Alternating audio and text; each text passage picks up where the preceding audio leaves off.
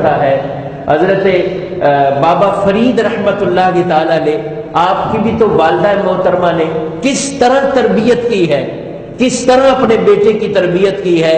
بابا فرید گنج شکر رحمت اللہ تعالی علیہ بچپن میں چھوٹے سے آپ کی والدہ کہتی بیٹا نماز پڑھو، نماز پڑھو گے تمہیں شکر ملے گی، مٹھائی ملے گی، نماز پڑھو۔ تو وہ بیٹا بڑا جستجو میں ہوا، شکر ملے گی، ہاں شکر ملے گی، نماز پڑھو گے۔ تو وہ مصلی پہ کھڑا ہو گیا، وضو کر کے آیا، مصلی پہ کھڑا ہوا۔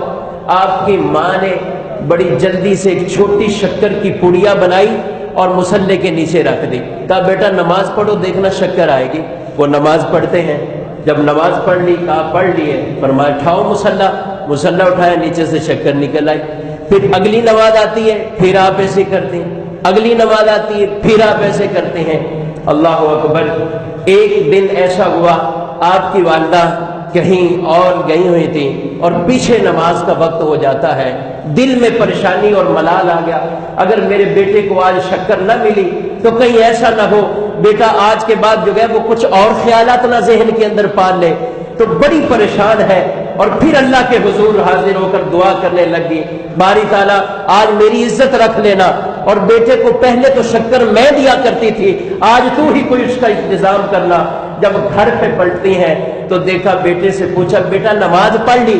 تو بیٹے نے جواب دیا جی ہاں ماں نماز پڑھ لی ہے، لیکن جب یہ آپ نے سنا اور نماز پڑھ لی ہے، اب جو آگے جستجو والا جملہ ہے تو پریشان ہو جاتی ہیں کہ اب کیا جواب ملنے لگا ہے۔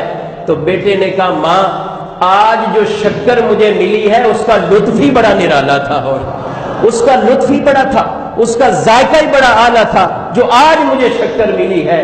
تو یہ یوں نماز کی چاشنی دل کے اندر بیٹھ گئی، اور پھر آپ دیکھیں ماں کی یہی تربیت تھی، اور اللہ نے کیا مرتبہ ان کو مقام عطا فرمایا ہے۔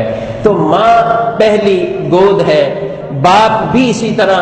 آج اگر ہمارے گھروں کا ماحول اگر ایسا نہیں بنتا ہے، ماں باپ ہی اگر نماز کی طرف نہ آئے، تو پھر بیٹوں سے یہ امیدیں رکھنا کہ بیٹے ہمارے نیکی کی طرف آ جائیں، بیٹے ہمارے ان چیزوں کی طرف آ جائیں۔